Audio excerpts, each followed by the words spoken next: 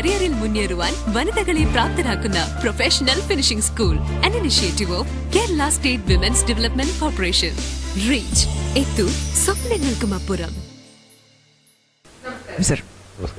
Cyber ലോകത്ത്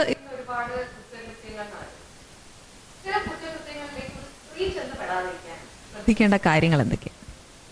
പൊതുവേ നമ്മൾ ഈ സൈബർ വേൾഡില് കൂടുതലും വൾണറബിൾ ഗ്രൂപ്പ് എന്ന് പറയുന്ന വിഭാഗം എന്ന് കാണുന്നത് സ്ത്രീകളും കുട്ടികളുമാണ്. അപ്പോൾ അതുകൊണ്ട് തന്നെ അവരാണ് കൂടുതലും ഇതിനകത്ത് ഇരകളാകുന്നത്.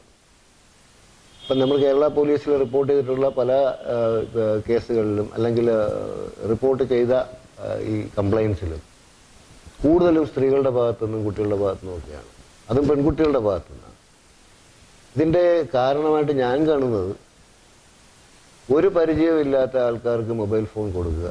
അത് മിക്കവാറും ഈ ചാറ്റ് റൂമിലാണ് കണ്ടുവരുന്നത്. ഫേസ്ബുക്ക് പോലെയുള്ള ഓർക്കൂട്ട്, ഫേസ്ബുക്ക് പോലുള്ള സോഷ്യൽ നെറ്റ്വർക്ക് ഗ്രൂപ്പുകളിലൊക്കെ മെമ്പർഷിപ്പ് ഉണ്ടെന്ന് പറയുന്നത് തന്നെ ഒരു അഭിമാനമാണ്. ഞാൻ ഫേസ്ബുക്കിലെ മെമ്പറാണ്, അല്ലെങ്കിൽ ഞാൻ ഓർക്കൂട്ടിലെ മെമ്പറാണ്, അല്ലെങ്കിൽ എനിക്ക് ഇത്ര ഫ്രണ്ട്സ് ഉണ്ട്, മോർ ദാൻ 1000 ഫ്രണ്ട്സ് എന്നൊക്കെ പറയുന്നത് ഒരു അഭിമാനമാണ്. പക്ഷെ ശരിയാണ്, അഭിമാനമാണ്, നല്ലതാണ്, ഫ്രണ്ട്സ് വേണം, നല്ലതാണ്. പക്ഷെ പല ഫ്രണ്ട്സും അൺനോൺ ഫ്രണ്ട്സാണ്. അവർ നമ്മളിൽ നിന്നും പല ചോദ്യങ്ങളിൽ കൂടെ നമ്മുടെ ഐഡന്റിറ്റി അവർ ചോർത്തിയെടുക്കുന്നുണ്ട്. അതോടൊപ്പം തന്നെ മൊബൈൽ ഫോൺ നമ്പർ കൊടുക്കുന്നുണ്ട്. ഈ മൊബൈൽ ഫോൺ നമ്പർ കൊണ്ട് തന്നെ പിന്നെ അത് ശല്യമായി മാറുന്നുമുണ്ട്. 1-2 നല്ല ദിവസങ്ങൾ കാണും, സംസാരത്തിൽ നല്ലതായിരിക്കും. 3-ാം ദിവസം അവൻ്റെ ആവശ്യം അവനൊരു സെക്ഷുവാലിറ്റിയിലേക്ക് മാറുന്ന ഒരു അവസരം വരുന്നുണ്ട്. കൂടുതലും സ്ത്രീകൾ അനുഭവിക്കുന്നത് അത് തന്നെയാണ്. ഈ സെക്ഷുവാലിറ്റി എന്ന് പറയുമ്പോൾ നമ്മൾ സെക്സിനെ പറ്റി സംസാരിക്കാനാണ് താല്പര്യം കാണിക്കുന്നത്. അങ്ങനെ വരുമ്പോൾ മിക്കവാറും ഒരു ശത്രുതാ മനോഭാവം വരും. ഇതെനിക്ക് ഇഷ്ടമില്ല എന്ന് പറഞ്ഞൊരു പെൺകുട്ടി അത് അവസാനിപ്പിക്കുകയാണ്. അപ്പോൾ സംഭവിക്കുന്നതാണ് പലപ്പോഴും ഈ മൊബൈൽ ഫോൺ നമ്പറുകൾ ഈ ഒരു ആരാണ് ഈ കുറ്റം ചെയ്യുന്നോ അയാളുടെ കൂട്ടുകാർക്ക് സപ്ലൈ ചെയ്യുന്നുണ്ടാവും. അത് നമ്മൾ ഒരുപാട് ഞങ്ങളുടെ ഇതിൽ വന്നിട്ടുണ്ട്. അപ്പോൾ അങ്ങനെ വരുമ്പോൾ എന്താ ചെയ്യേണ്ടതെന്ന് പറഞ്ഞാൽ, ഒന്ന്, അൺനോൺ ആയിട്ടുള്ള ആൾക്കാർക്ക് യാതൊരു കാരണവശാലും ഈ മൊബൈൽ ഫോൺ നമ്പർ കൊടുക്കാൻ പാടില്ല. പിന്നെ ആവശ്യക്കാരനെ എങ്ങനെയെങ്കിലും സംഘടിപ്പിച്ചെടുക്കുന്നുണ്ട്. പിന്നെ ഇതുപോലെയുള്ള സോഷ്യൽ നെറ്റ്വർക്ക് ഗ്രൂപ്പിൽ ചാറ്റിംഗ് സമയത്തായാലും പേഴ്സണൽ ഐഡന്റിറ്റി യാതൊരു കാരണവശാലും കൊടുക്കാതിരിക്കുക. അറിയാവുന്ന ആൾക്കാരോട് സാരമില്ല, പക്ഷെ അറിവില്ലാത്ത ആദ്യമായി പരിചയപ്പെടുന്ന ഒരാൾക്ക് തന്നെ പേരും വിവരവും വീട്ടുപേരും കാര്യങ്ങളും ഒക്കെ കൊടുക്കുക എന്ന് പറയുന്നത് പിൽക്കാലത്ത് അത് അപകടത്തിലേക്ക് ചെന്ന് ചാടുന്നുണ്ട്. കൂടുതലും അങ്ങനെയാണ് കണ്ടുവരുന്നത്. സർ, ഇപ്പോൾ സൈബർ ലോകത്തെ 2 കാര്യങ്ങളെ കുറിച്ചാണ് ഇപ്പോൾ സാർ സംസാരിച്ചത്. ഒന്ന്, മൊബൈൽ ഫോൺ കൊണ്ടുണ്ടാകുന്ന പ്രശ്നങ്ങൾ, രണ്ടാമത്തേത് ഫേസ്ബുക്ക്, ഓർക്കുഡ് പോലുള്ള സോഷ്യൽ നെറ്റ്വർക്കിംഗ് സൈറ്റുകൾ. ഇനി ഒരു ഉദ്യോഗസ്ഥൻ എന്ന നിലയിൽ സൈബർ ലോകത്തെ മറ്റെന്തൊക്കെ ട്രാപ്പുകളാണ് സാർ നോർമലി ശ്രദ്ധയിൽപ്പെട്ടിട്ടുള്ളത്? ഇപ്പോൾ ശ്രദ്ധപ്പെടുന്നത് കൂടുതലും വരുന്നത് ഫിനാൻഷ്യൽ ഫ്രോഡ്സ് ആണ്. അപ്പം സാമ്പത്തികപരമായിട്ടുള്ള നഷ്ടങ്ങളാണ് ഇതിനകത്ത് ഇരകളാകുന്നവർക്ക് സംഭവിക്കുന്നത്. ഉദാഹരണത്തിന്, നമുക്ക് ലോട്ടറി അടിച്ചു എന്ന് പറയാം. നമ്മുടെ ഇമെയിൽ ഐ ഡി ലോട്ട് അത് നമുക്ക് വേൾഡ് വൈഡ് നമ്മുടെ ഇമെയിൽ ഐ ഡി ആണ് ലോട്ട് ചെയ്തിരിക്കുന്നത്. അതിന് കോടിക്കണക്കിന് യൂറോ, കോടിക്കണക്കിന് ഡോളേഴ്സാണ് നമുക്ക് പ്രൈസ് മണിയായിട്ട് പറയുന്നത്. ഇത് പലപ്പോഴും പിന്നെ വിശ്വസിപ്പിക്കുന്ന രീതിയിലുള്ള മെയിലായിരിക്കും നമുക്ക് വരിക.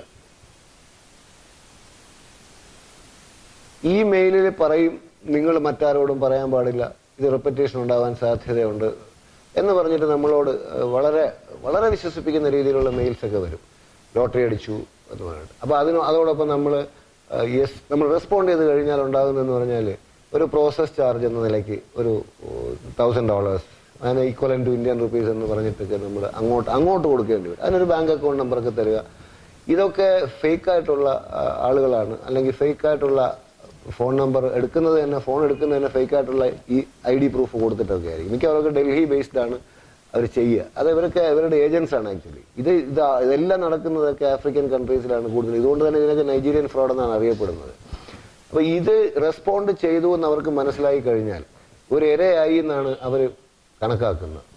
ദെൻ ഫസ്റ്റ് എമൗണ്ട് അവിടെ ചെന്ന് കഴിഞ്ഞാൽ അവരത് നെറ്റ് ബാങ്കിങ് നടത്തിയിട്ട് അവരുടെ അക്കൗണ്ടിലേക്ക് അത് മാറ്റി കഴിയും. ഉടനെ തന്നെ അടുത്ത് പറയും അത് കസ്റ്റംസിന്റെ ക്ലിയറൻസിനൊരു ചാർജ് ഉണ്ട്, ഒരു 1.5 ലക്ഷം രൂപ. ഇങ്ങനെ ലക്ഷങ്ങൾ മാത്രമായിട്ട് നമ്മൾ അങ്ങോട്ട് കൊടുത്തുകൊണ്ടിരിക്കുന്നതല്ലാതെ ഈ പറയുന്ന ലോട്ടറി ഫ്രോഡിൽ യാതൊരു കാരണവശാലും ആർക്കും ഒരു നയാ പൈസ പോലും കിട്ടാൻ പോകുന്നില്ല. പണത്തിന്റെ ആഗ്രഹം കൊണ്ട് ചെയ്യുന്നതാണ് ഇതൊക്കെ.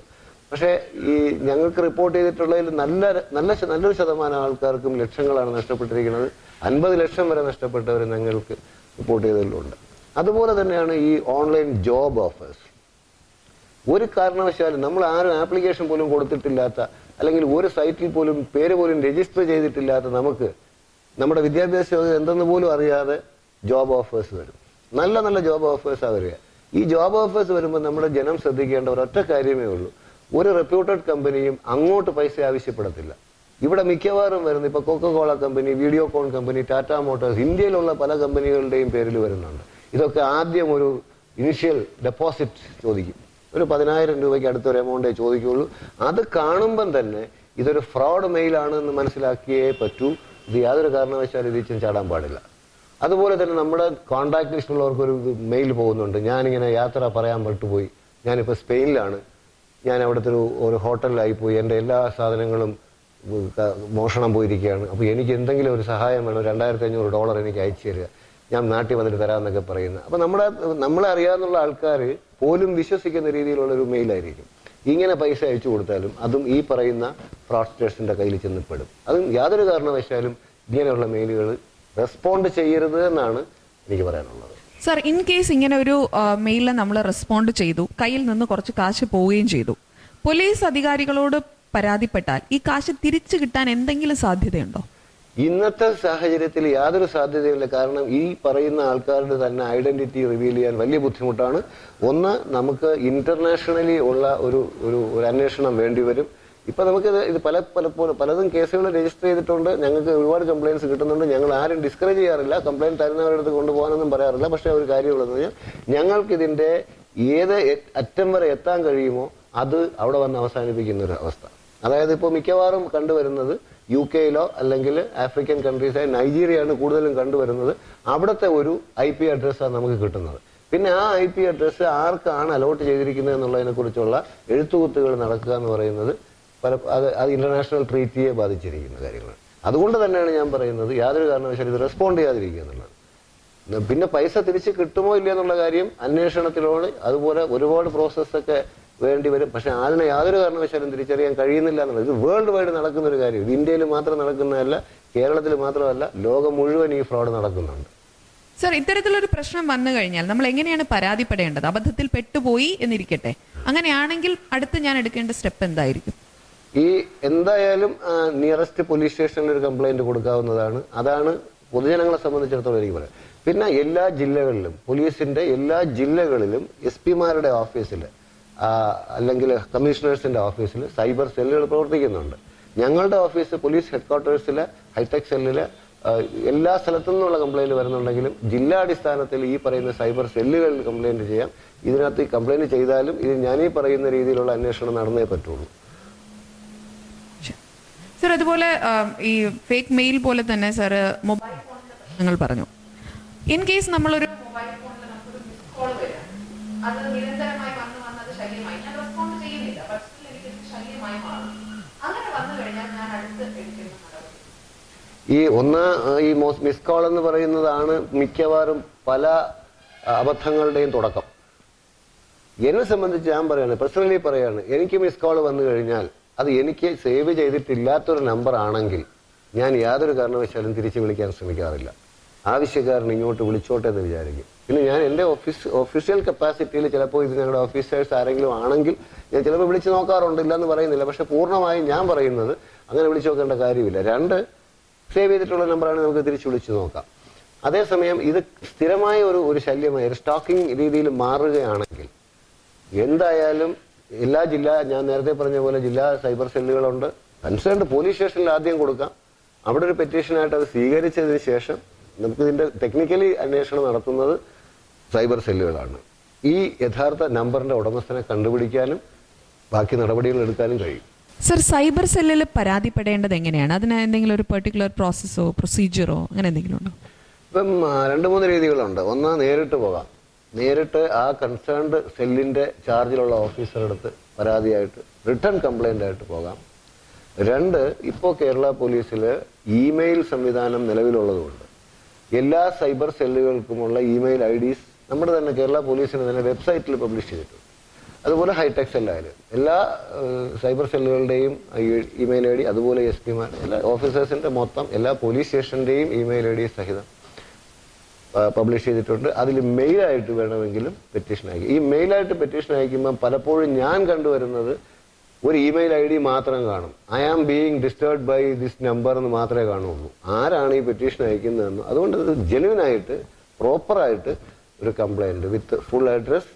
പക്ഷേ നമുക്ക് ഐഡന്റിറ്റി റിവീൽ ചെയ്യേണ്ടെന്നുണ്ടെങ്കിൽ അതും പറയാം. നമ്മളങ്ങനെ ചെയ്യാറുമില്ല. ഐഡന്റിറ്റി റിവീൽ ചെയ്തിട്ടും ചെയ്യാതെയും നമുക്ക് അന്വേഷണം നടത്താമെന്നുള്ളതേ ഉള്ളൂ. ഈ രീതിയിൽ അത് അപ്രോച്ച് ചെയ്യാനാണ്. ഏതായാലും സൈബർ സെല്ലിൽ മെയിൽ വഴിയും ചെയ്യാം, ഡയറക്റ്റായിട്ടും ചെയ്യാം. ഓക്കെ, അപ്പൊ 2 വഴികളാണ് പരാതിപ്പെടാനുള്ളത്. ഒരു പരാതി കിട്ടിയാൽ എത്ര ദിവസം എടുക്കും സർ അത് ആ പ്രശ്നം പരിഹരിക്കാനായിട്ട്? ഫോർ എക്സാമ്പിൾ, ഞാൻ ഉദ്ദേശിച്ചത് എനിക്കൊരു ഫോൺ കോൾ മൂലമുള്ള ശല്യമാണെന്ന് വെച്ചോളൂ. അപ്പൊ ഞാൻ ഇമെയിൽ അയച്ചു. എത്ര ദിവസത്തിനുള്ളിൽ ആ നമ്പറിനെ ട്രേസ് ചെയ്ത് അടുത്ത നടപടിയിലേക്ക് പോകാൻ എത്ര ദിവസം എടുക്കും? അത് മിക്കവാറും പിറ്റേ ദിവസം തന്നെ സാധിച്ചെന്നിരിക്കും. അത് നമ്മുടെ സാധാരണഗതിയിൽ ഈ എല്ലാ മൊബൈൽ നമ്പേഴ്സും അതിൻ്റെതായ സർവീസ് പ്രൊവൈഡേഴ്സുമായിട്ടുള്ള ഒരു ലിങ്കാണ് ഞങ്ങൾക്കുള്ളത്.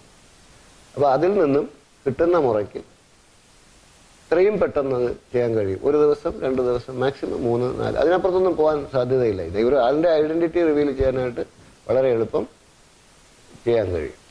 സർ, ഇതാരാണ് എന്ന് കണ്ടുപിടിച്ചാൽ, അതായത് ഞങ്ങളെ ശല്യപ്പെടുത്തിയത് ആരാണെന്ന് കണ്ടുപിടിച്ചാൽ അടുത്ത ഒരു ഉദ്യോഗസ്ഥൻ എന്ന നിലയിൽ നിങ്ങൾ എടുക്കുന്ന നടപടി എന്താണ്? ആ വ്യക്തി എന്താ ചെയ്യുക?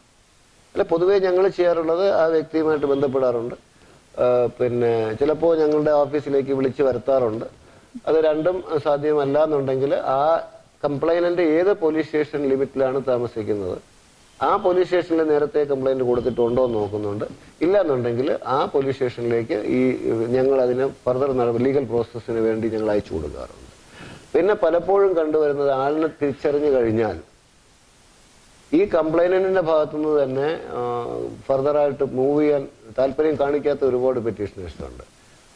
ബാക്കിയുള്ള പ്രോസസ്സൊന്നും അതിന്റെ പ്രൊസീഡിങ്സ് ഒന്നും വലിയ താല്പര്യമില്ലാതെ അങ്ങനെ വാർണിംഗ് കൊടുത്ത് അങ്ങ് വിട്ടാൽ മതി എന്ന് പറയുന്ന ഒരുപാട് പേരുണ്ട്. മിക്കവാറും ഒക്കെ ഒരു 70% അങ്ങനെയാണ് സംഭവിക്കുന്നത്. എന്നാൽ പോലും പ്രൊസീഡ് ചെയ്യണമെന്ന് താല്പര്യമുള്ള ഒരുപാട് കംപ്ലൈനൻസ് വന്നിട്ടുണ്ട്. അപ്പോൾ ഇവർക്കൊക്കെ ഞങ്ങൾ ഇവരുടെയൊക്കെ കാര്യത്തിൽ ഞങ്ങൾ കൺസേൺഡ് പോലീസ് സ്റ്റേഷൻ അയച്ചു കൊടുത്ത് അതിന് ബാക്കി കേസ് രജിസ്റ്റർ ചെയ്ത് മുന്നോട്ട് പോകാനാണ് ശ്രമിക്കുന്നത്.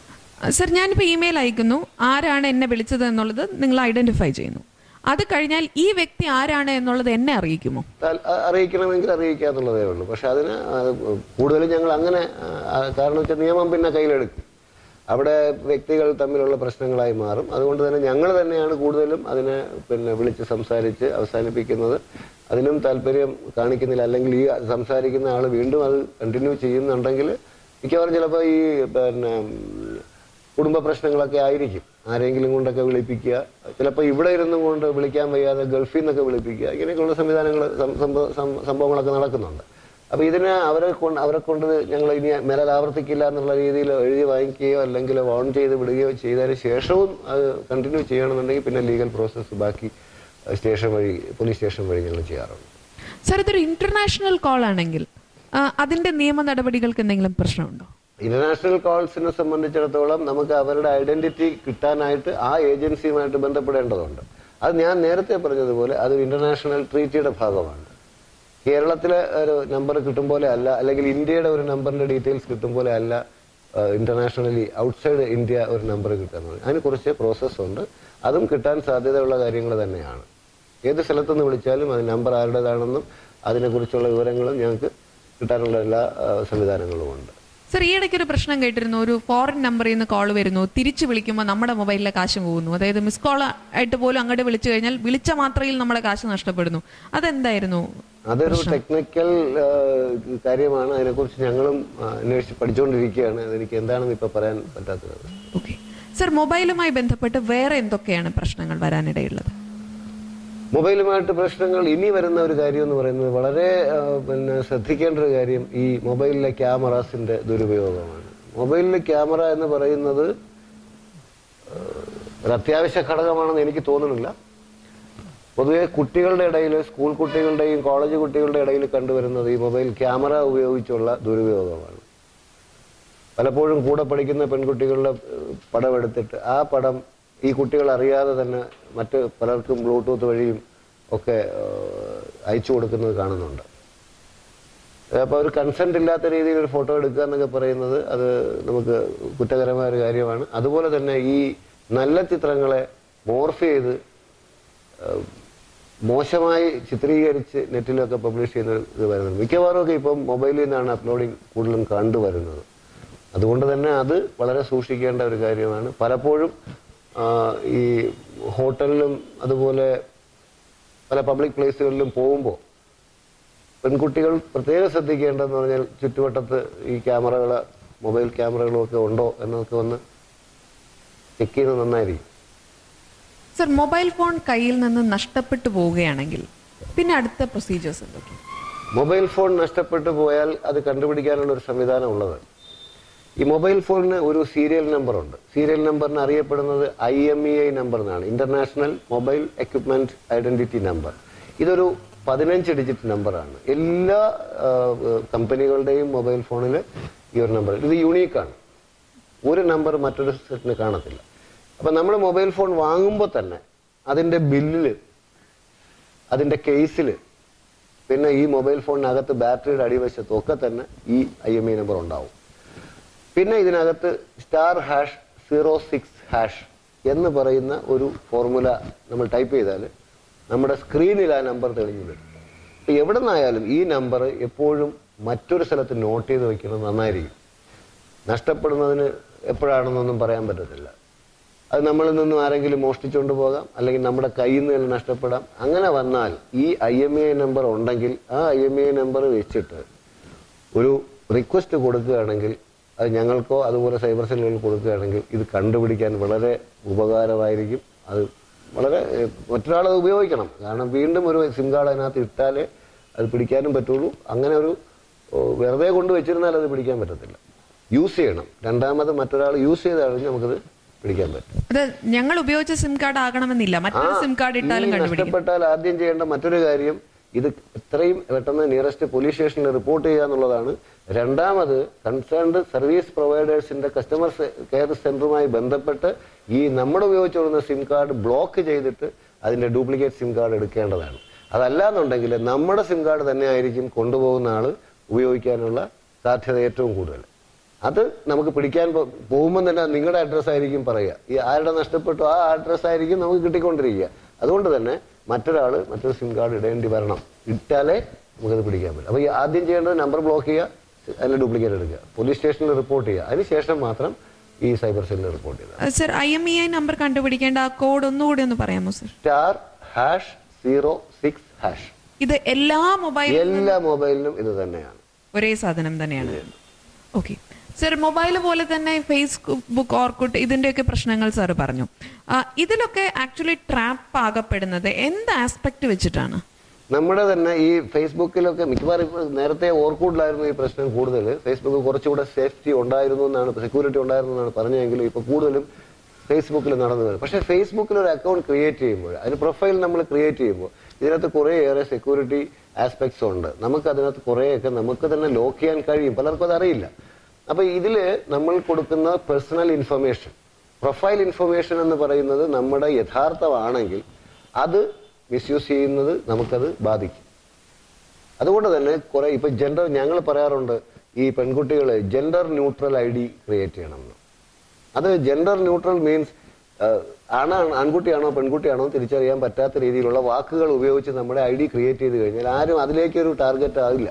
അതേസമയം ഒരു പെൺകുട്ടിയുടെ പേരാണെന്ന് കണ്ടു കഴിഞ്ഞാൽ, സപ്പോസ് അതൊരു ആൺകുട്ടിയാണ് അങ്ങനെ ക്രിയേറ്റ് ചെയ്തെങ്കിൽ പോലും അതിലേക്ക് ഒരുപാട് അറ്റാക്ക് വരാനുള്ള സാധ്യതകളുണ്ട്. പിന്നൊന്ന് നമ്മുടെ ഫോട്ടോസ്, പലരും ചെയ്യുന്നത് അവരവരുടെ സ്വന്തം ഫോട്ടോയോ അതോടൊപ്പം കുടുംബത്തിൽ നടക്കുന്ന ഫംഗ്ഷൻ്റെയൊക്കെ ഫോട്ടോസൊക്കെ ഇടുക. പിന്നെ അതിൻ്റെ അടിയിൽ ക്യാപ്ഷൻ വയ്ക്കും, മൈസെൽഫ് വിത്ത് മൈ കിഡ്സ് അല്ലെങ്കിൽ മൈസെൽഫ് വിത്ത് മൈ ഫ്രണ്ട് എന്നൊക്കെ പറഞ്ഞ് ഇങ്ങനെ അതിനകത്ത് പിന്നെ ടാഗ് ചെയ്യുക. ഇതെല്ലാം ചെയ്തു കഴിയുമ്പം അഥവാ ഇങ്ങനെ ഒരു ഫ്രോഡ്സ്റ്റർക്ക് ഇതിനെ എന്തെങ്കിലും രീതിയിൽ നശിപ്പിക്കണമെന്നുണ്ടെങ്കിൽ അല്ലെങ്കിൽ എന്തെങ്കിലും ഒരു നോട്ടപ്പുള്ളി ആക്കണമെന്നുണ്ടെങ്കിൽ വളരെ ഈസിയാണ്. അതുകൊണ്ട് തന്നെ പ്രൊഫൈൽ ഇൻഫർമേഷൻ, പേഴ്സണൽ ഡീറ്റെയിൽസ് വളരെ ചുരുക്കി കൊടുക്കാൻ ശ്രമിക്കുക. ഈ ഡേറ്റ് ഓഫ് ബർത്ത് പോലുള്ള കാര്യങ്ങളൊക്കെ ഒന്ന് കറക്റ്റായി കൊടുക്കാതിരിക്കുക. ബിക്കോസ് അത് നമ്മളെ അറിയാവുന്ന ആൾക്കാർക്ക് അറിഞ്ഞാൽ മതിയല്ലോ.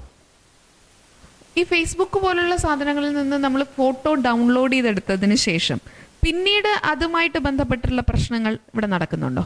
തീർച്ചയായിട്ടും. കാരണം ഒരു പ്രൊഫൈലിലെ ഫോട്ടോ തന്നെ എടുത്ത് 12 പ്രൊഫൈൽ ഉണ്ടാക്കിയ ഒരു ഇഷ്യൂ ഞങ്ങൾ അറ്റൻഡ് ചെയ്തിട്ടുണ്ട്. ഒരേ പെൺകുട്ടിയുടെ ഫോട്ടോ, പക്ഷെ 12 പ്രൊഫൈൽ. ഈ കുട്ടി ഇത് അറിയുന്നില്ല, പക്ഷെ കുട്ടിയുടെ ഫ്രണ്ട്സ് ആരോ കണ്ടിട്ടൊക്കെയാണ് അവർ കണ്ടുപിടിച്ചതും ഞങ്ങൾക്ക് റിപ്പോർട്ട് ചെയ്തതും. ആ 12 പ്രൊഫൈൽ നീക്കം ചെയ്യാൻ ഞങ്ങൾക്ക് കഴിഞ്ഞിട്ടുണ്ട്. മിക്കവാറും ഒക്കെ ഫേസ്ബുക്കുമായിട്ട് ബന്ധപ്പെട്ട് ഞങ്ങളത് നീക്കം ചെയ്യുന്നുണ്ട്. പക്ഷെ ഇതിനകത്ത് ഈ ചില ഇഷ്യൂസ് എന്ന് പറയുന്നത് ഒബ്സിനിറ്റി ഉണ്ടെങ്കിലാണ് കൂടുതലും അവർ നീക്കം ചെയ്യുക. പക്ഷെ ഇത് നമ്മുടെ ഇതിങ്ങനെയാണ്, നമ്മുടെ കേരള ഇങ്ങനെയാണെന്നൊക്കെ പറഞ്ഞിട്ടൊക്കെ ഞങ്ങൾ ചെയ്യുന്നത്. പക്ഷെ നമ്മൾ ചെയ്യുമ്പോൾ അത് ശ്രദ്ധിക്കേണ്ടത്, അതാണ് ഞാൻ പറഞ്ഞത്, ഒറിജിനൽ ഫോട്ടോ കൊടുക്കുമ്പോൾ ഉണ്ടാകുന്ന ഒരു ബുദ്ധിമുട്ട്. ഈ ഫോട്ടോ തന്നെ എടുത്ത് പലപ്പോഴും കൂടെ പഠിക്കുന്ന കുട്ടികളായിരിക്കും, അല്ലെങ്കിൽ കൂടെ എന്തെങ്കിലും കാരണവശാൽ പിണങ്ങി പിരിഞ്ഞ കൂട്ടുകാരായിരിക്കാം. പിന്നെ ഒരേ ഐ ഡി തന്നെ ഒരേ ഫോട്ടോയും ഒരേ ഐ ഡിയും തന്നെ വന്ന കേസുകളും ഞങ്ങൾ കൈകാര്യം ചെയ്തിട്ടുണ്ട്. അതിന്റെ യഥാർത്ഥ ഉടമസ്ഥ മറ്റയാളോട് പറയുന്നുണ്ട്, ഇത് എന്റെ ഫോട്ടോയാണ്, ഇത് എന്റെ ഐ ഡിയാണ്, why you are doing these things എന്ന് പറഞ്ഞപ്പോൾ അത് നീ എന്റെ കൂടെ വരണം എന്ന് പറഞ്ഞിട്ട് അവരെ ഇങ്ങനെ ബുദ്ധിമുട്ടിച്ചുകൊണ്ടിരുന്ന ഒരു സംഭവം. അത് ഞങ്ങൾ ആളിനെ കണ്ടുപിടിക്കുകയും ചെയ്തിട്ടുണ്ട്. ഓക്കെ, ഇതുപോലൊരു പ്രശ്നം ആരാണ് ചെയ്യുന്നത് എന്ന് ഐഡന്റിഫൈ ചെയ്തു കഴിഞ്ഞാൽ അത് കുട്ടികളാണെങ്കിൽ എന്തായിരിക്കും സർ സൈബർ സെല്ലിൽ നിന്നുള്ള അടുത്ത നടപടി? എന്തായാലും സൈബർ സെല്ലുകളെ സംബന്ധിച്ചിടത്തോളം അവിടെയൊന്നും കേസ് രജിസ്റ്റർ ചെയ്യുന്നില്ല. സൈബർ സെല്ലുകൾക്ക് കേസ് രജിസ്റ്റർ ചെയ്യാനുള്ള അധികാരമില്ല. അതുകൊണ്ട് തന്നെ നിയറസ്റ്റ് പോലീസ് സ്റ്റേഷനിലോ അതല്ലെങ്കിൽ IT ആക്ട് ആണ്, ഇൻഫർമേഷൻ ടെക്നോളജി ആക്ടിനകത്ത് പറഞ്ഞിരിക്കുന്ന കുറ്റകൃത്യങ്ങളാണ്. അത് കൈകാര്യം ചെയ്യാനായിട്ട് കേരളത്തിലെ സൈബർ ക്രൈം പോലീസ് സ്റ്റേഷൻ നിലവിലുണ്ട്. ആ പോലീസ് സ്റ്റേഷനിലേക്ക് ഈ കേസ് ഞങ്ങൾ ട്രാൻസ്ഫർ ചെയ്യുക. ഈ ഞങ്ങൾക്ക് കിട്ടിയ വിവരങ്ങൾ ട്രാൻസ്ഫർ ചെയ്ത് കഴിഞ്ഞാൽ ബാക്കി നടപടികൾ ആ പോലീസ് സ്റ്റേഷനിലാണ് ചെയ്യുക. അപ്പൊ കുട്ടികളാണെങ്കിൽ അതിനനുസരിച്ചുള്ള രീതിയിലുള്ള പിന്നെ കോടതികളുണ്ട്, അതുപോലെ അവരെ എങ്ങനെ ചെയ്യണം, ജുവനൈൽ പോലീസുണ്ട്, ജുവനൈൽ കോർട്ട്, അതുപോലുള്ള കാര്യങ്ങൾ അങ്ങനെ ചെയ്യും. സർ, സൈബർ ലോകത്ത് ഇപ്പോൾ ഇമെയിൽ കൊണ്ടുള്ള പ്രശ്നങ്ങൾ വരുന്നുണ്ട്, അതുപോലെ തന്നെ മൊബൈൽ ഫോൺ കൊണ്ടുള്ള പ്രശ്നങ്ങൾ, സോഷ്യൽ നെറ്റ്വർക്കിംഗ് പ്രശ്നങ്ങൾ, ഈ 3 പ്രശ്നങ്ങളെ കുറിച്ചാണ് നമ്മളിപ്പോൾ സംസാരിച്ചത്. ഇതിനു പുറമെ സൈബർ സെല്ലിന്റെ അധികാരി എന്ന നിലയിൽ സാറിന് എടുത്തു പറയാനുള്ള മറ്റു കാര്യങ്ങൾ എന്തൊക്കെയാണ്?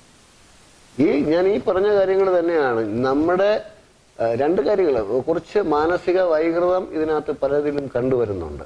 എത്രയൊക്കെ ഇത് നമ്മുടെ ബോധവൽക്കരണം നടത്തിയിട്ടും പലപ്പോഴും ഇതേ കുറ്റങ്ങൾ തന്നെ വീണ്ടും വീണ്ടും ആവർത്തിക്കുന്നു. പത്രങ്ങളിലൊക്കെ വന്നിട്ടും ഇതുപോലെ സ്കൂളുകളിലും കോളേജുകളിലും ഒക്കെ ബോധവൽക്കരണ ക്ലാസ്സുകൾ കണ്ടക്ട് ചെയ്തിട്ട് പോലും ഇതേ കുറ്റങ്ങൾ വീണ്ടും ആവർത്തിക്കുന്നതായിട്ട് കാണുന്നുണ്ട്. ഇതുകൊണ്ട് തന്നെ അത് നമ്മുടെ മനസ്സിന്റെ ഒരു വൈകൃതമായിട്ട് ഞാൻ കാണുന്നുള്ളൂ. ഈ കുറ്റവാളികളെ സംബന്ധിച്ചിടത്തോളം അവർക്കിതൊരു രസമാണ്. പിന്നെ നല്ല ശിക്ഷ കിട്ടാത്തത് കൊണ്ടാകാം എന്ന് വേണമെങ്കിൽ പറയാം. പലപ്പോഴും എന്നോട് പലരും പറയാറുണ്ട്, നല്ല നല്ല ശിക്ഷ കൊടുത്തുകൂടെ എന്ന്. പക്ഷെ അതെല്ലാം ഈ പറയുന്ന ഇത് പെറ്റീഷൻ തരുന്നവർ തന്നെ പറയുകയാണ് വാണിംഗ് കൊടുത്ത് വിട്ടാൽ മതി എന്ന്. കാരണം മിക്കവാറും ഒക്കെ പഠിക്കുന്ന കുട്ടികളാണെങ്കിൽ അവരുടെ ഭാവി കൂടെ നോക്കിയിട്ടാണ് അവരത് പറയുന്നത്. പക്ഷെ ഇത് മനസ്സിലാക്കാൻ ഈ കുറ്റവാളിയുടെ സ്ഥാനത്ത് വരുന്ന ആൾക്കാർ കഴിയുന്നില്ലല്ലോ എന്നുള്ളൊരു ഇതുണ്ട്. അതുകൊണ്ട് തന്നെ ബോധവൽക്കരണവും അതുപോലെ എപ്പോഴും എന്ത് ചെയ്യുമ്പോഴും ഇതിനകത്തൊരു നെഗറ്റീവ് സൈഡും കൂടെ ഉണ്ടെന്ന് ആലോചിച്ച് ചെയ്യുന്നത് നന്നായിരിക്കും. സർ, വെബ്സൈറ്റുകൾ അങ്ങനെ ക്രിയേറ്റ് ചെയ്ത് അത്തരത്തിലുള്ള പ്രശ്നങ്ങൾ സൈബർ ലോകത്ത് നടക്കുന്നുണ്ടോ? ഇഷ്ടംപോലെ നടക്കുന്നുണ്ട്. വെബ്സൈറ്റുകൾ അൺഓതറൈസ്ഡ് ആയിട്ട് ക്രിയേറ്റ് ചെയ്യുന്നുണ്ട്. പലപ്പോഴും ഈ ചിലരുടെ വെബ്സൈറ്റിന്റെ മോഡലിൽ തന്നെ വേറെ തുടങ്ങുന്നവരുണ്ട്. കണ്ടന്റ്സ് തന്നെ സെയിം എടുത്ത് മോഷ്ടിച്ചിട്ടവരുണ്ട്. അങ്ങനെയുള്ളതൊക്കെ വരുന്നുണ്ട്. ചിലപ്പോൾ അതെന്ന് പറഞ്ഞാൽ ഒരു സ്ഥാപനത്തിൽ നിന്ന് ജോലി നഷ്ടപ്പെട്ട് പിരിയുന്നവരാണ് കൂടുതലും ചെയ്യുന്നതായിട്ട് കണ്ടുവരുന്നത്. ഒരു സ്ഥാപനത്തിൽ നിന്നൊരു മെമ്മോ കൊടുക്കുകയോ അയാളെ പണിയിൽ നിന്ന് പിരിച്ചുവിടുകയോ ചെയ്യുമ്പോൾ ഇയാൾക്ക് ഇതിന്റെ കാര്യങ്ങളൊക്കെ അറിയാമെങ്കിൽ ഇയാൾ വേറെ പോയി ഒരു വെബ്സൈറ്റ് അതുപോലെ തന്നെ തുടങ്ങുകയും മറ്റേയാളുടെ ബിസിനസ്സിനെ തകർക്കാൻ വേണ്ടി ചെയ്യുന്ന ചില പ്രവൃത്തികളൊക്കെ കണ്ടുവരുന്നുണ്ട്. ഞങ്ങളുടെ ശ്രദ്ധയിൽപ്പെട്ടിട്ടുമുണ്ട്.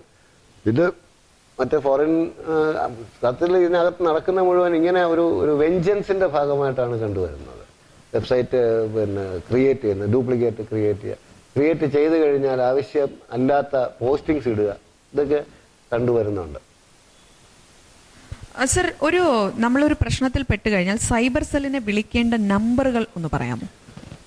ഇപ്പോ എല്ലാ ജില്ലയിലും 1090 എന്നൊരു നമ്പറുണ്ട്. ദാറ്റ്സ് ക്രൈം സ്റ്റോപ്പർ നമ്പറാണ്.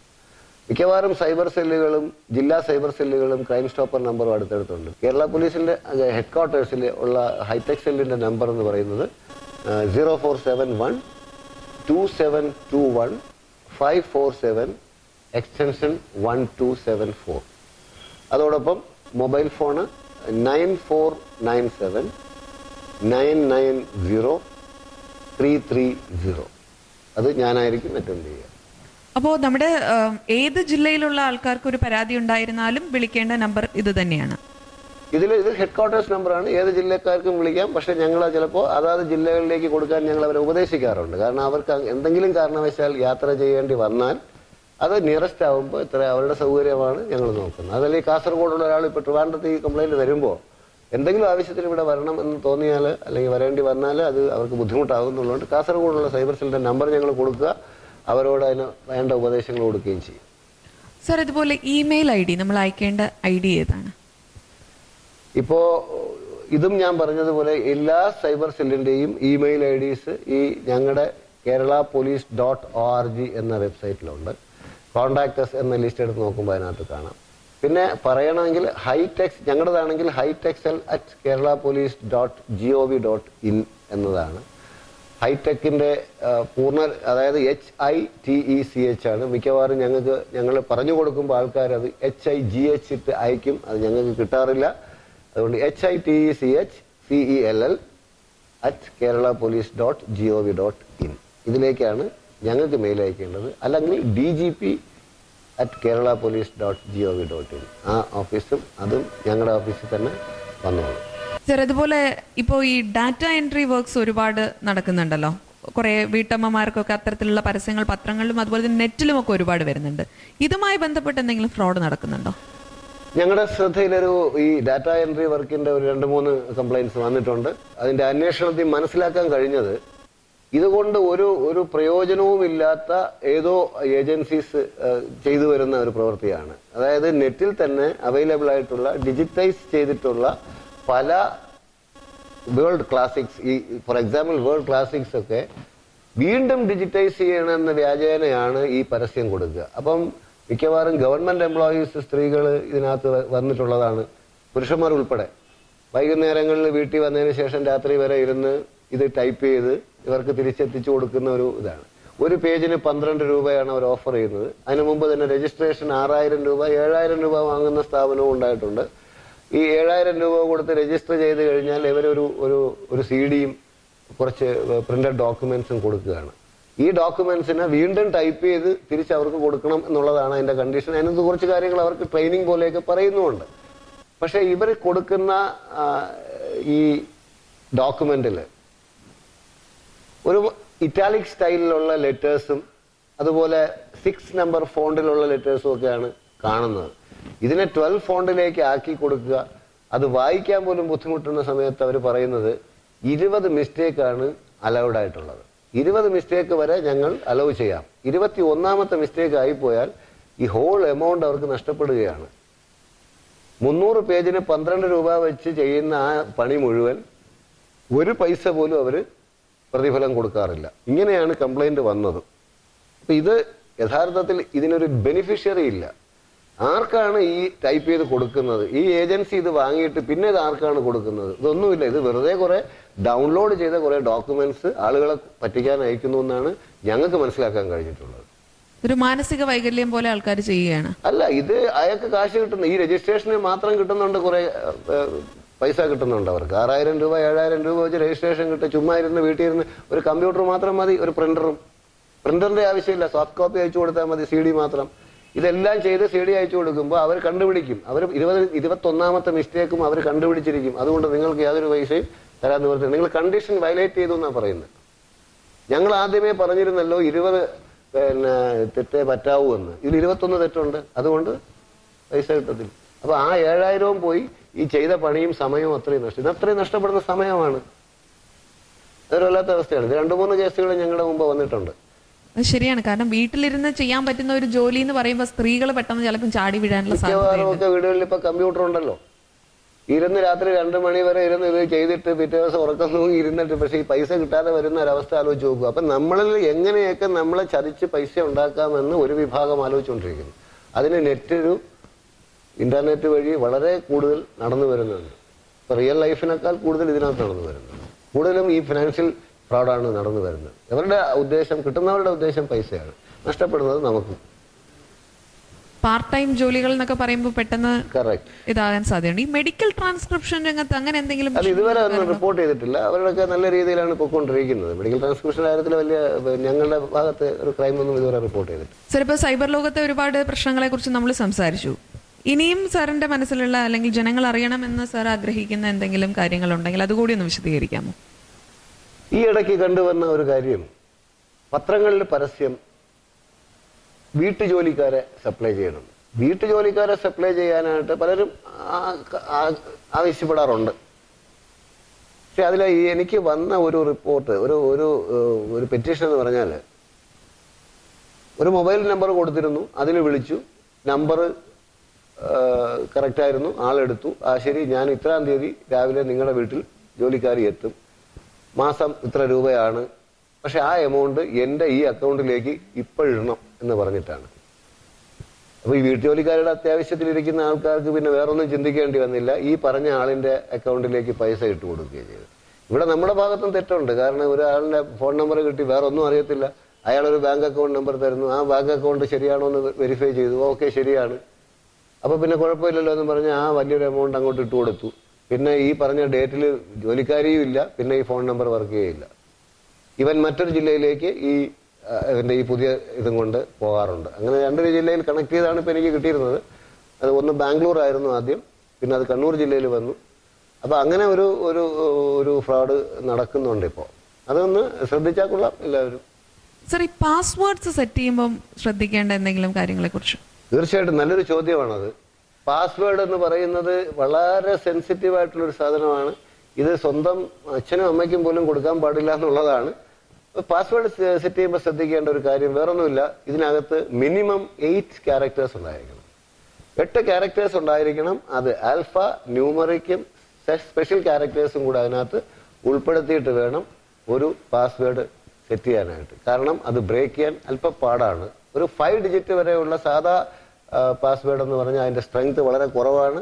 ഒരാൾക്ക് അത് എത്രയും പെട്ടെന്ന് ബ്രേക്ക് ചെയ്യാൻ കഴിയും എന്നുള്ളതാണ്.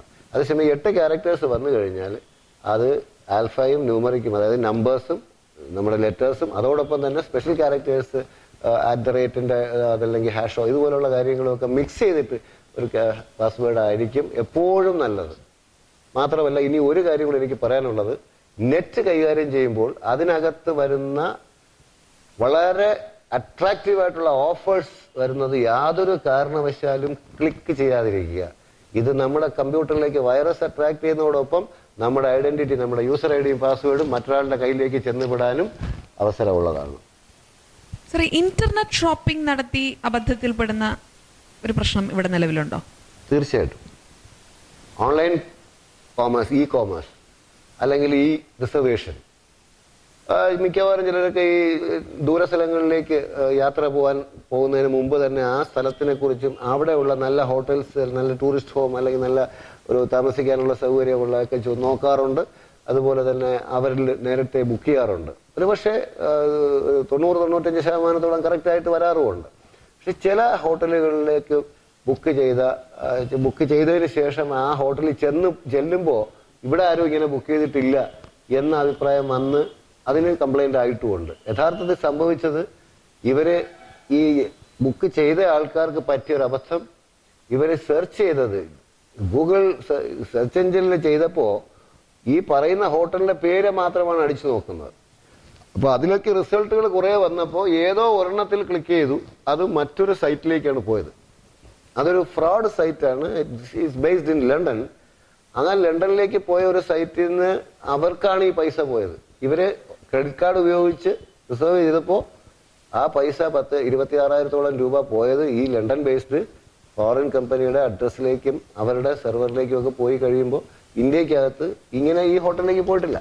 അപ്പോൾ എന്താണ് ഇതിന് ചെയ്യേണ്ടതെന്ന് പറഞ്ഞാൽ, നമ്മൾ എന്ത് ഓൺലൈൻ ഷോപ്പിംഗ് ചെയ്താലും ഓൺലൈൻ റിസർവേഷൻ ചെയ്താലും നമ്മൾ ചെയ്യുന്ന അല്ലെങ്കിൽ നമ്മൾ ഏത് കമ്പനിയിലേക്കാണ് അല്ലെങ്കിൽ ഏത് സ്ഥാപനത്തിലേക്കാണ് നമ്മൾ ഇത് ചെയ്യുന്നതോ ആ സ്ഥാപനത്തിന്റെ ജെനുവിനിറ്റി നമ്മൾ വ്യക്തമായി മനസ്സിലാക്കിയതിന് ശേഷം മാത്രമേ ക്രെഡിറ്റ് കാർഡ് ഉപയോഗിച്ച് ഓൺലൈൻ ബിസിനസ് ചെയ്യാവൂ.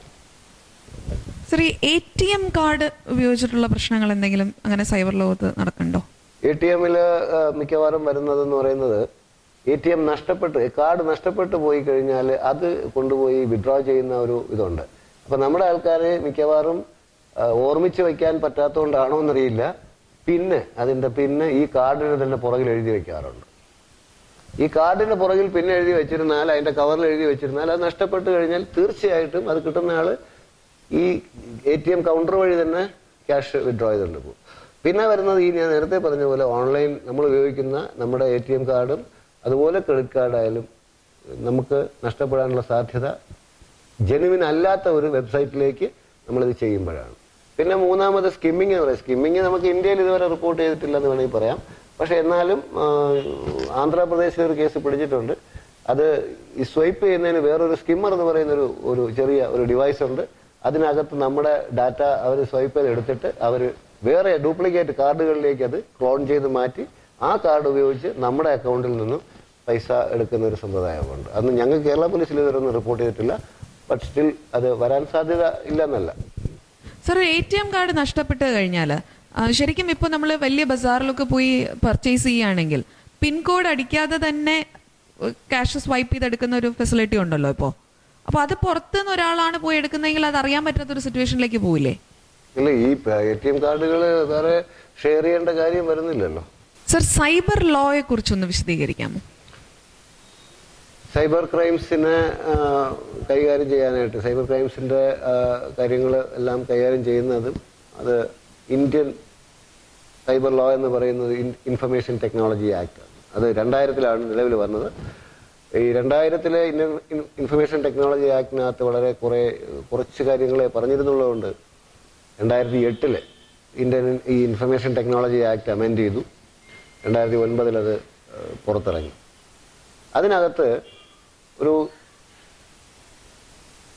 ഹാക്കിംഗ് മുതൽ ഹാക്ക് ചെയ്ത ഒരു കമ്പ്യൂട്ടർ സിസ്റ്റത്തിലേക്ക് കയറുന്നത് മുതൽ ഡാറ്റ ലോസും അതുപോലെ തന്നെ നമ്മുടെ ഇന്റലക്ച്വൽ പ്രോപ്പർട്ടി അതിന്റെ ക്രൈംസ് ഉൾപ്പെടെ ഹാക്കിങ്ങും വെബ്സൈറ്റ് അതുപോലെ ഇമെയിൽ IDs പിന്നെ കമ്മ്യൂണിക്കേഷൻ ഡിവൈസ് ഉൾപ്പെടെ അതായത് മൊബൈൽ ഫോൺ ഉൾപ്പെടെ ഉള്ള കാര്യങ്ങൾ ഉൾപ്പെടുത്തിക്കൊണ്ടാണ് അതിനകത്ത് പറഞ്ഞിരിക്കുന്നത്. 3 സെക്ഷനെ അതിനകത്ത് പറയുന്നുള്ളൂ. 65, 66, 67.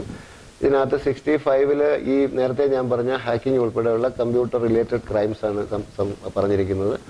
അതുപോലെ തന്നെ 66-ല് ഒരു വ്യക്തിക്കെതിരായിട്ടുള്ള ഏതൊരു ടൈപ്പ് ഇമെയിൽ വഴിയായാലും മൊബൈൽ ഫോൺ വഴിയായാലുമുള്ള അബ്യൂസ് ആയാലും ത്രെട്ടണിങ് ആയാലും ഇതൊക്കെ വരുന്നത് 66-നകത്താണ്. പിന്നെ 67-ല് പറയുന്നത് കൂടുതലും പോർണോഗ്രാഫിയെ സംബന്ധിക്കുന്ന കാര്യങ്ങളാണ്.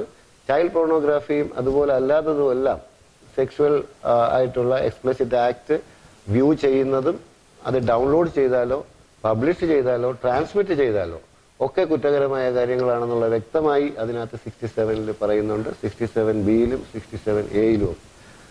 പിന്നെ ഈ ചൈൽഡ് പോർണോഗ്രാഫി വ്യക്തമായി പറയുന്നത് 67B-ലാണ്. അതിലെ കുറ്റം കണ്ടുപിടിക്കപ്പെട്ടാൽ അല്ലെങ്കിൽ തെളിയിക്കപ്പെട്ടാൽ 7 വർഷം വരെ തടവും 10 ലക്ഷം രൂപ വരെ ഫൈനുമാണ് ഈ പോർണോഗ്രാഫിയെ സംബന്ധിക്കുന്ന കാര്യത്തിൽ പറയുന്നത്. ബാക്കിയുള്ളതിലൊക്കെ മിക്കവാറും 3 വർഷം വരെ തടവും 1 ലക്ഷം മുതൽ 2 ലക്ഷം രൂപ വരെയുള്ള പിഴകളുമാണ് പറയുന്നത്. അതേസമയം ഇതിനകത്ത് 43-നകത്ത് ഒരു കോമ്പൻസേഷൻ ഭാഗമുണ്ട്. നമ്മുടെ കമ്പ്യൂട്ടറിന്റെ ഡാറ്റ ലോസോ അതുപോലെ എന്ത് സംഭവിച്ചാലും അതായത് സംസ്ഥാന ഗവൺമെന്റുകളുടെ IT സെക്രട്ടറി അഡ്ജുഡിക്കേറ്റിംഗ് ഓഫീസറായിട്ട് നിയമിച്ചിട്ടുണ്ട്. അദ്ദേഹമാണ് ഈ കോമ്പൻസേഷൻ ഓർഡർ ചെയ്യുന്നത്. അത് അതിന്റെ ഗ്രാവിറ്റി അനുസരിച്ചാണ്. It can be up to 5 crores 5 കോടി രൂപ വരെ കോമ്പൻസേഷന് നമുക്ക് അവകാശമുണ്ട്. അത് പക്ഷേ സിവിൽ ഒഫൻസ് ആണ്. ഇത്രയാണ് IT ആക്ടിൽ നമ്മുടെ ഈ സൈബർ റിലേറ്റഡ് അതായത് സൈബർ ക്രൈംസ് റിലേറ്റഡ് മാറ്റേഴ്സിന് പറയാനുള്ളത്. Okay sir, thank you so much. ഇത്രയും കാര്യങ്ങൾ കേട്ടെടുത്തോളം നമ്മുടെ സമൂഹത്തിലെ വൾണറബിൾ ഗ്രൂപ്പ് എന്ന് പറയുന്ന അല്ലെങ്കിൽ പറയപ്പെടുന്ന സ്ത്രീകളും കുട്ടികളും ഇങ്ങനെയുള്ള രംഗങ്ങളിൽ വളരെ ശ്രദ്ധിച്ച് അല്ലെങ്കിൽ ഒന്നുകൂടെ ആലോചിച്ചിട്ട് വേണം ഇതുപോലുള്ള കാര്യങ്ങളിലേക്ക് ഇടപെടാൻ. ഫേസ്ബുക്ക് ആയാലും ഇതുപോലുള്ള ജോബ് ഓഫേഴ്സ് ആയാലും ലോട്ടറി ഓഫേഴ്സ് ആയാലും ഈവൻ തൊട്ടടുത്തുള്ള ഒരാളുടെ മൊബൈൽ ഫോൺ ഉപയോഗം പോലും ഒന്ന് ശ്രദ്ധിക്കുന്നത് എപ്പോഴും നന്നായിരിക്കും. ഇതുകൊണ്ട് തന്നെ നമുക്ക് സമൂഹത്തിൽ സൈബർ ക്രൈംസ് നല്ലൊരു ശതമാനം കുറയ്ക്കാൻ കഴിയുമെന്ന നല്ല വിശ്വാസം എനിക്കുണ്ട്. വളരെ നന്ദി. ജോലിക്കായി ഞാൻ കുറെ നാള് നടന്നു, ഒരുപാട് കഷ്ടപ്പെട്ടു. പക്ഷേ ഇന്റർവ്യൂവിനെത്തുമ്പോ എന്റെ എല്ലാ ധൈര്യവും പോവും. റീച്ചാണ് എനിക്ക് അവസരങ്ങളുടെ വാതിൽ തുറന്നു തന്നത്. എന്റെ കോൺഫിഡൻസ് ലെവൽ കൂടി, സ്കിൽസ് ഇംപ്രൂവ് ചെയ്തു, എന്റെ ആറ്റിറ്റ്യൂഡ് തന്നെ ചേഞ്ച് ആയി. പിന്നെ I became fluent in English too. Now I've stepped into a new world, a world of opportunities. Reach, കരിയറിൽ മുന്നേറുവാൻ വനിതകളെ പ്രാപ്തരാക്കുന്ന professional finishing school, an initiative of Kerala State Women's Development Corporation. Reach, എത്തൂ സ്വപ്നങ്ങൾക്കും അപ്പുറം.